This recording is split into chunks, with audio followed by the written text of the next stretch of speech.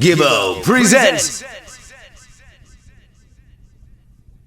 It's Gibbo coming to you from Huddersfield, where I'm joined by two generations of the Morgan family, Gramps and Jemere Morgan.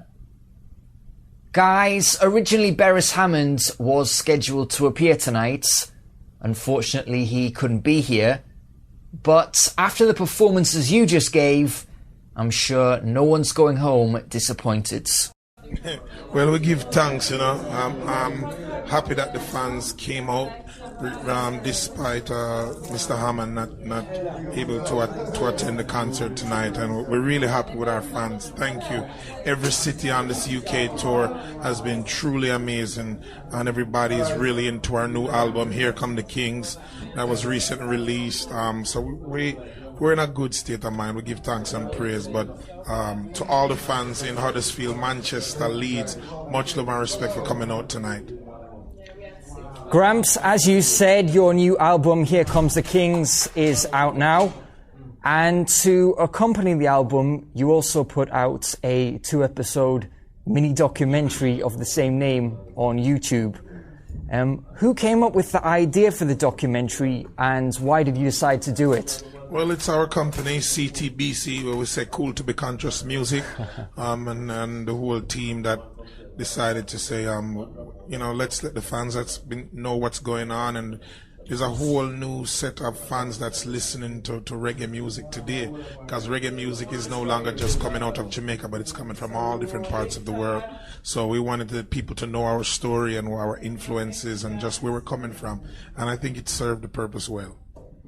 I have to say, I really enjoyed it, especially episode 2, which saw you visit Bushwick, the neighborhood of Brooklyn, which you grew up in. Nice.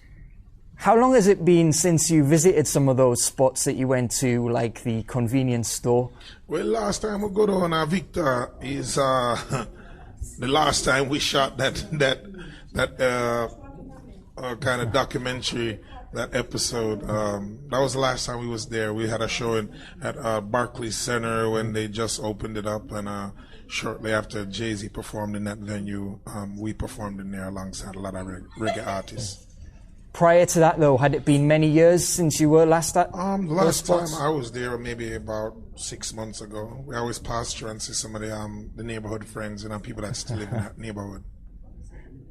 What kind of emotions and feelings did you have as you were filming the second episode there? It was a lot of memories, a lot of memories, a lot of playing skelly and a lot of riding bicycle through those neighborhoods, and a lot of fights too, because it's at the ghetto, and we wanted to show people that there's ghettos in Jamaica, because a lot of people feel like when you leave Africa and you leave the Caribbean that places like England don't have ghetto, places like Paris don't have ghetto, places like New York don't have ghetto, Miami, but these places have ghettos. There's ghettos everywhere, and we just wanted to show that side of our story.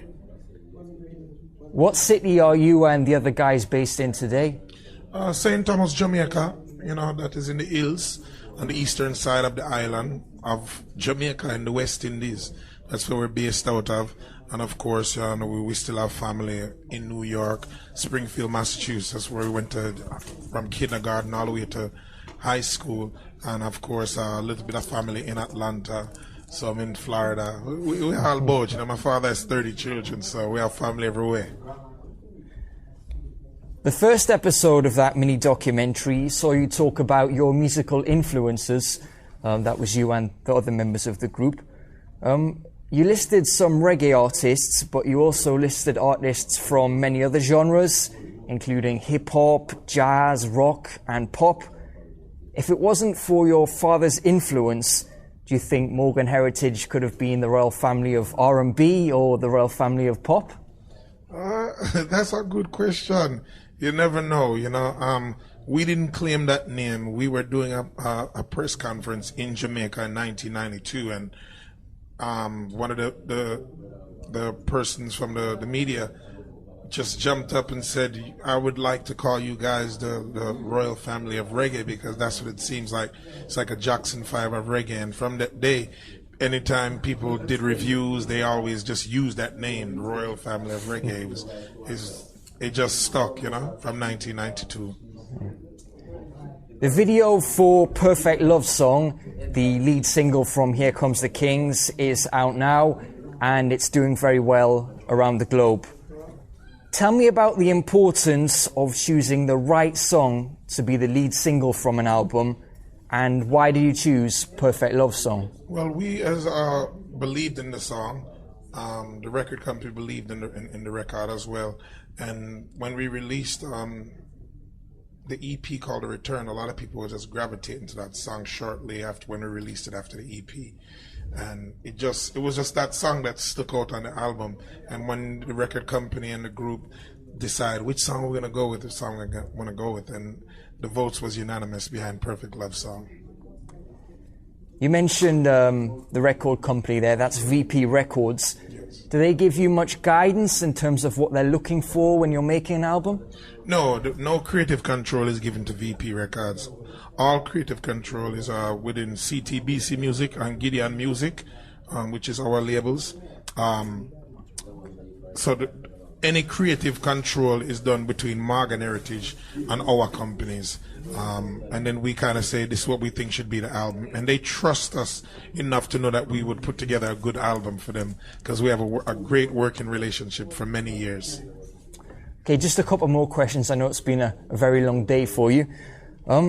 This was Morgan Heritage's first album back after a much publicized break. And I'm interested to know how you decided it was time to reunite and to work together as a group again. Did you make any agreements when you were going to reunite, or was there a certain date set for when you would come back together? There was no date set. It was just years of taking off, and we was on hiatus. And it was a dream of our father's that he said, you know, he believed. One day we were touring and we had a show in Paris on a festival, and after seeing the show, he was just amazed, and we were his children, you know, and he was just amazed that, wow, you know, one day I believe that this band need to work on some solo projects, all individuals. And we were like, at the time, we said, no, Daddy, no, Heritage for life, you know. But it reached at a point where we put out so many albums and did so much touring. It was like, what's next? What's the next challenge? Because when you reach a certain level, you start to compete with yourself on what you did the last time. And at the same time, we've been touring so much from the release of Protect Us Jah, produced by Bobby Digital, that, you know, we had to take some time to raise our children, which is, one of them is right here next to me, Jemere Morgan. And, you know, he's growing up, and I'm, you know, these guys are getting older. And if you aren't there as parents, you know, you're going to find your children get caught up into extracurricular activities that don't necessarily benefit the child. So we decided as parents that to work on the solo projects that would be less stress and spend some time with our children. And this is one of my children right here, Jemere Morgan, which is becoming a teenage sensation for reggae music. And it's at the point now where young children and the people that love reggae need an artist that they can relate to. Like, you know, they're crowning him as the Caribbean Justin Bieber, you know, the Justin Bieber of reggae music. So this is one of the products of our hiatus. So, Jemere, tell me, are you the first third-generation reggae artist? Well, out of the Morgan family, I'm the third generation. Certainly, if you're not the first in all of reggae, it's a very small group, so that must certainly be an honor. You've got a wealth of artists like, you know, Chris Martin, Romy and Virgo, Chronix. There's a lot of us, you know, that's leading and, you know, carrying on the tradition of reggae, and big up to the pioneers. So, you know, it's good to be here.